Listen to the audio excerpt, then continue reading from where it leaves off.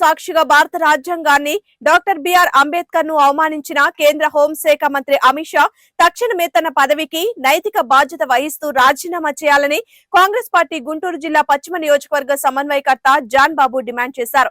ఇదే అంశంపై నేడు నగర పశ్చిమ నియోజకవర్గ పరిధిలోని కోబెల్ట్పేటలో గల అంబేద్కర్ విగ్రహం వద్ద నిరసన వ్యక్తం చేశారు. ఈ కార్యక్రమంలో కాంగ్రెస్ పార్టీ మాజీ ఎమ్మెల్యే లింగంశెట్టి ఈశ్వరరావు, పలువురు కాంగ్రెస్ పార్టీ శ్రేణులు పాల్గొన్నారు. అనంతరం మీడియాతో జాన్ బాబు మాట్లాడుతూ కేంద్రంలో అధికారంలో ఉన్న బీజేపీ ప్రభుత్వం భారత రాజ్యాంగాన్ని మార్చాలనే ప్రయత్నంలో భాగంగానే పార్లమెంటు సాక్షిగా అంబేద్కర్ ను అవమానించిందన్నారు. ఈ నిరసన కార్యక్రమంలో జిల్లా ప్రధాన కార్యదర్శి సునీల్ కూడా హాజరయ్యారు. ప్రపంచ మేధావి, విద్యాధికుడు, అనేక దేశాల్లో పర్యటన జరిపి భారతీయ సంస్కృతి సాంప్రదాయాలకి అనుకూలంగా రాజ్యాంగ నిర్మాతగా రాజ్యాంగాన్ని రాయటం జరిగింది. ప్రపంచంలో ఏ దేశంలో కూడా ఎక్కడ లేని రాజ్యాంగం మన దేశంలో ఉన్నది. దానికి అతను మహాత్ముడు, భగవత్ స్వరూపుడే.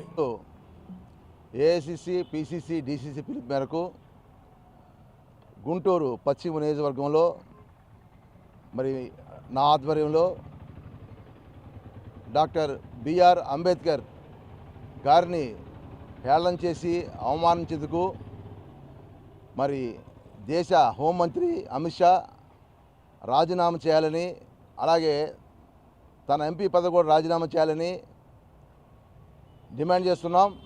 ఎందుకంటే అంబేద్కర్ అంటే దేశ ప్రజలకి ఒక దేవుడు లాంటి వాడు. ఎందుకంటే ఆయన రాజ్యాంగం వల్లనే ఈరోజు ఎస్సీ, ఎస్టీ, బీసీ, మైనారిటీ, అణగదొక్కబడిన జాతులను కూడా ఈరోజు తలెత్తుకొని బతుకుతున్నాయి.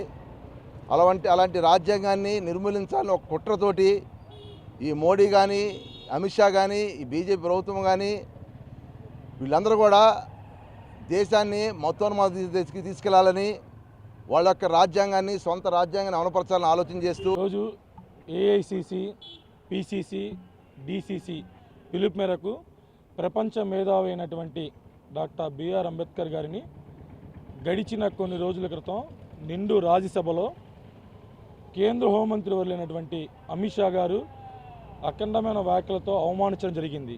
ఈరోజు క్రైస్తవులకి బైబిల్ ఎలాగో, హిందువులకి భగవద్గీత అలాగో, ముస్లింలకి ఖురాన్ అలాగో ఈ దేశం మొత్తానికి కూడా మనకి భారత ప్రపంచవ్యాప్తంగా లిఖితపూర్వకంగా రాసిన అతిపెద్ద రాజ్యాంగమైనటువంటి రాజ్యాంగ నిర్మాత కూడా మనకు అలాంటి రాజ్యాంగ నిర్మాత అయినటువంటి డాక్టర్ బిఆర్ అంబేద్కర్ని అవమానించడం అనేది చాలా బాధాకరం. మరి కాంగ్రెస్ పార్టీ